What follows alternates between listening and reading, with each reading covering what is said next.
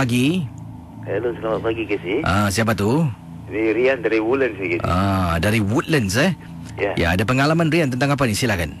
Ini pengalaman saya ni tentang jogging pada waktu pagi lah, dah 4-5 pagi gitu. Ini di estate perumahan anda lah. Di estate perumahan. Silakan. Okay, kisah dia macam gitu. Saya ni orang ni pagi-pagi mesti nak kena bersenam lah KC.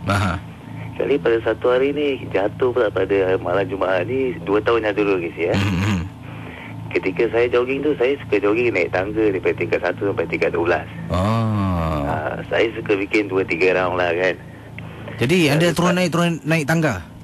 Betul. Jadi masa perjalanan nak naik tangga tu, first 2 round 2 kali bikin tu kira okey lah.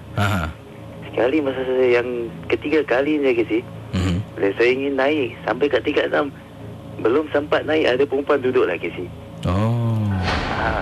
Jadi sejak hari tu terus macam saya badi lah. Sampai sekarang dah jogging pun dah tak larat lagi lah pasal pengalaman tu KC. Jadi itu sajalah KC ya. Jadi bila anda tengah naik itu dalam tingkat berapa? Tingkat 6 ke? Tingkat 6, tingkat 7 gitu, terus perempuan tengah duduk kat tangga. Saya pun mengerang kan apa lagi. Yang awak takut apa? Mungkin ada orang penduduk sana kah?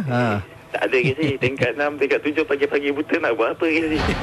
Terima kasih Okey, terima kasih. Kembali itu dia. Okey, silakan.